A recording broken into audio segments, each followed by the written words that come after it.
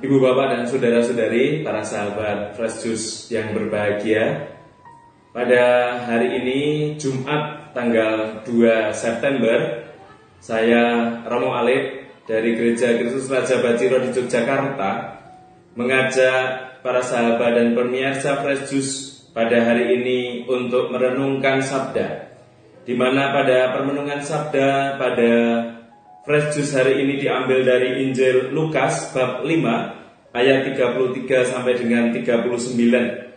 Dan marilah kita bersama-sama hening sejenak, kita menyiapkan hati untuk merenungkan sabda Tuhan pada hari ini. Dalam nama Bapa dan Putra dan Roh Kudus, amin. Tuhan yang baik, kami bersyukur atas anugerah yang Kau berikan kepada kami. Terlebih pada hari ini kami merenungkan sabda pada Daily Fresh Juice, renungan Fresh Juice hari ini pada hari Jumat pertama, di mana kami bersama-sama pula berdevosi kepada hati kudus Tuhan Yesus.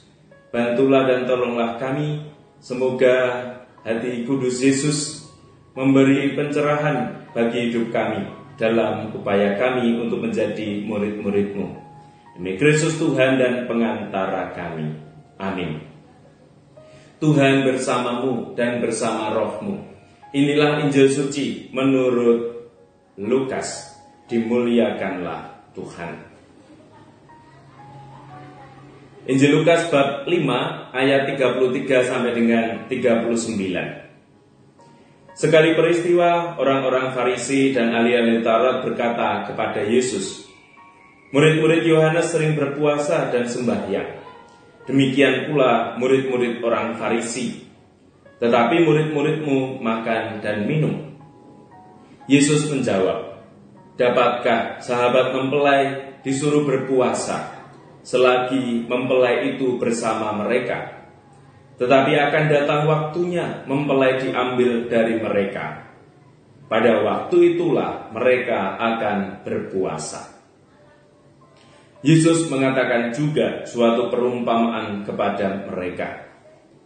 Tiada seorang pun mengoyakkan secarik kain dari baju yang baru atau untuk ditambalkan pada baju yang tua. Sebab jika demikian, yang baru itu pun akan koyak. Apalagi kain penambal yang dikoyakkan dari baju baru tidak akan cocok pada baju yang tua. Demikian juga tiada seorang pun mengisikan anggur baru ke dalam kantong kulit yang tua. Sebab jika demikian, anggur baru itu akan mengoyakkan kantong tua itu, lalu anggur akan terbuang dan kantong itu pun hancur. Tetapi anggur baru harus disimpan dalam kantong yang baru pula. Dan tiada seorang pun yang telah minum anggur tua ingin minum anggur yang baru, sebab ia akan berkata, anggur yang tua lebih baik. Demikianlah sabda Tuhan. Terpujilah Kristus. Apabila mempelai diambil, barulah sahabat-sahabat mempelai akan berpuasa. Para sahabat dan pemirsa Fresh Juice yang berbahagia, hari Jumat pertama menjadi kesempatan bagi kita untuk berdevosi kepada hati kudus Yesus yang senantiasa memancarkan belas kasih dan kerahimannya untuk kita orang berdosa. Maka kalau Yesus hari ini diberi pertanyaan dari ahli Taurat dan orang Farisi, "Murid-muridmu makan dan minum, sementara murid Yohanes berpuasa," bahkan murid orang Farisi. Yesus ingin menempatkan bahwa berpuasa ataupun tidak bukan hanya soal tata aturan atau hanya kegiatan semata, tetapi Yesus ingin menempatkan bahwa berpuasa dan berpantang, bermati raga menjadi bagian hidup.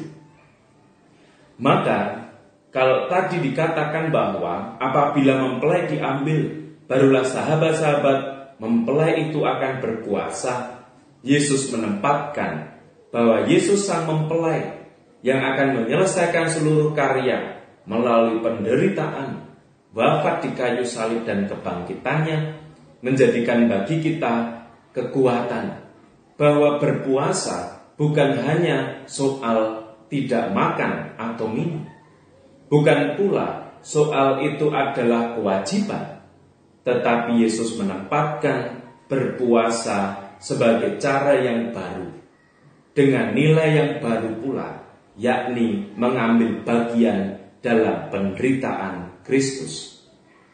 Oleh karena itu para sahabat dan pemirsa Kristus yang berbahagia, kalau hari Jumat pertama ini kita ingin bersama-sama menimba energi dan kekuatan kehidupan rohani kita, maka undangan bagi kita adalah, mari kita bersama-sama memasuki tata kehidupan yang baru.